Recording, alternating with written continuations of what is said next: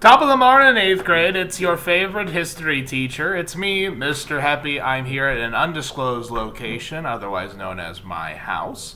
It is a fine Tuesday morning, and I'm here to talk a little bit with you about Franklin Delano Roosevelt and also how the election of 1932 completely changed everything we know about politics and created something called the New Deal Coalition. So, I have coffee here. One thing to keep in mind is that this video is not going to be edited like a YouTube video, because I don't have the software capabilities of doing that or the intel to do that. So if you just want to listen to my dulcet tones while doing something else on your Chromebook, feel free. One thing that I want you guys to understand is that I'm going to use these videos over the next few days, just giving you a little bit of background about what was the New Deal and why was it so important. But before we get to the New Deal, we need to have a president who is going to implement the New Deal. Okay, and so that's why we're going to talk about FDR, otherwise known as Franklin Delano Roosevelt.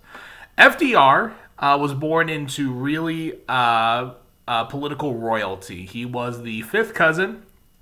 He married the fifth cousin of Teddy Roosevelt, and he was also Roosevelt's cousin, which was pretty common back then. He was born into New York royalty. He had been Assistant Secretary of the Navy, just like Teddy Roosevelt. He had ran as the vice president in the 1920 presidential election. He lost, obviously. And he had also been governor of New York. And during 1931, the American people were undergoing one of the greatest calamities of all time, which was the Great Depression. We talk about unemployment today, sometimes it's at 3%, sometimes it's at 5%, sometimes it's, a little bit higher. But back then, the national average was about 25%. And that's just the national average because a lot of times in cities like Chicago and New York, it was closer to 50%.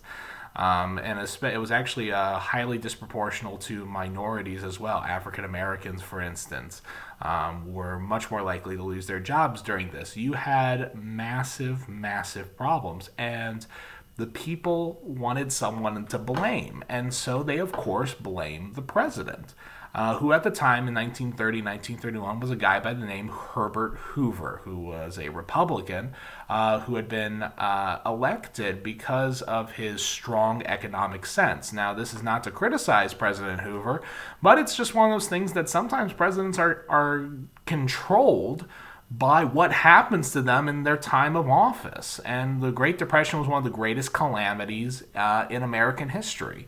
And so there was no way that Hoover was going to win the 1932 election. But Roosevelt does something really interesting in the 1932 election.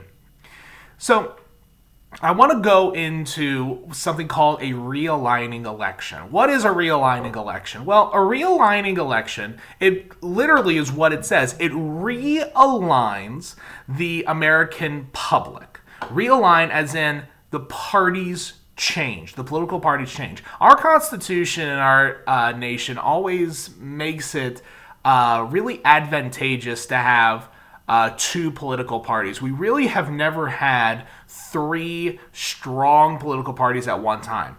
And so throughout our history, we have had elections where political parties have either gone through a change or a massive change during a presidential election in particular. And so there have been several of them. The first one was in 1800 when Thomas Jefferson was elected president against John Adams. This was the first time that an opposition party, they were known as the Republican Party, not the Republican Party of modern day, but they were called the Republicans. You sometimes call them the Democratic Republicans, which is just really weird.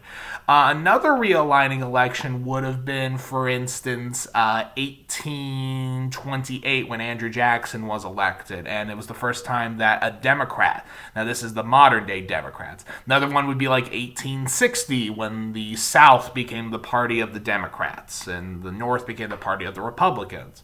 My, how things have changed. Another one was like the 1900 election. where you had kind of the north-south split, and also kind of made the West Coast, like California, became the epicenter of Republican politics. It's funny how things change when you look at presidential history. But 1932 was another realigning election. This is what forms the beginnings of the modern-day Democratic Party. And it forms something called the New Deal Coalition. And what was the New Deal Coalition? Well, if you want to write this down, feel free. The nice thing about this, you can pause every time I say this. And so there were a couple of really key groups. The first and foremost of the New Deal Coalition was, number one, African American voters. Now, African American voters had originally been one of the key voting blocs of the Republican Party after the Civil War. They basically, along with the soldier vote, elected Ulysses S. Grant as president in 1868. But what had happened up pretty much after Reconstruction all the way up to the Great Depression is that African American voters had been marginalized. They had been kind of sent off to the periphery because, number one, a lot of them weren't allowed to vote in the South, and number two, neither party really believed that they were useful for the parties. Most of the decision-making was done by the party elite. Okay, so Roosevelt recognizes that you have millions and millions of voters who are looking for someone to help them in particular. And he recognizes that this is an excellent opportunity to add millions and millions of votes to his party. Another important group were the Southerners. Okay, now, this is what's really interesting about the New Deal Coalition. Roosevelt is able to put together both African Americans and white Southerners together in the same party. We'll see when we study Johnson how this kind of breaks apart. But during this period, 1932, the economic situation was so dire that basically those larger issues kind of are seen as marginal. And so both sides are looking for someone as a unifying figure, and that's what FDR was. Another group was working class voters, especially union voters. Now, one thing that's really kind of funny to study Republican politics during the 1880s all the way up to like the 1920s is that union voters were basically the Republicans' bread and butter, and that's how like people like Roosevelt and McKinley won elections. They had union voters vote Republican, which is really weird to say now, especially living in a state like Illinois. But union voters decide to go overwhelmingly over to Franklin Delano Roosevelt. Okay, his promises of economic recovery and direct government involvement into their lives was very appealing to most of the working class peoples. So we've had three groups so far. We have African Americans, Southerners, and Union families. The last important group that Franklin Delano Roosevelt gets into is the party bosses. These were really important political figures, be they congressmen, senators, governors, campaign managers, political strategists, sometimes mayors and aldermen of important cities. These were the bosses. These were the guys who really decided who was going to be the nominees. This was before you had primaries. And so there was a lot of corruption in both parties. Both parties had a lot of corruption in them because you had a small group of people choosing the nominees.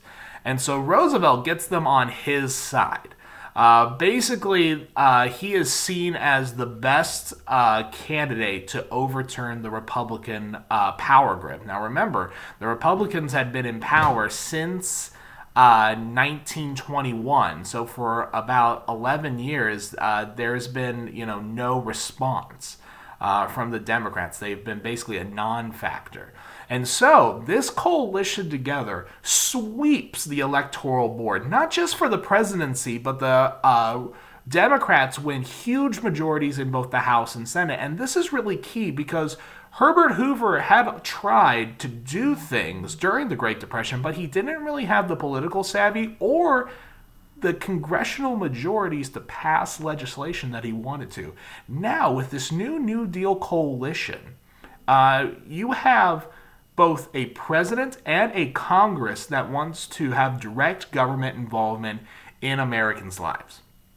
Now, this video is getting a little bit long, so I'm going to start wrapping it up.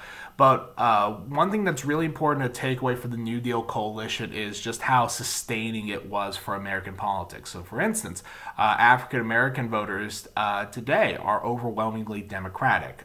Union voters are overwhelmingly Democratic. Southerners, not so much. But when it comes to the New Deal coalition, it completely changes the Democratic Party and basically politics in presidential elections in the United States for years and years to come.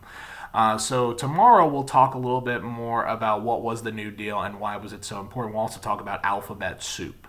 Okay, so here's the thing that I want you guys to do. You guys have been listening to me drone on for about 10 and a half minutes, so, thank you for doing that, by the way. Here's what I need from you.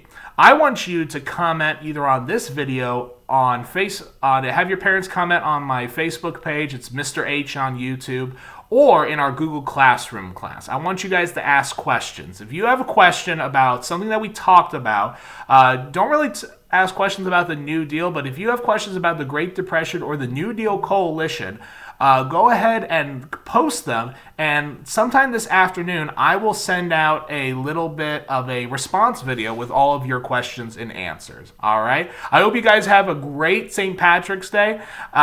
In the spirit of St. Pat, go ahead and get your pots and pans, your rakes, and go into your garages and shoo away all the snakes in there. Okay, it's what he would have wanted. Have a great day, guys.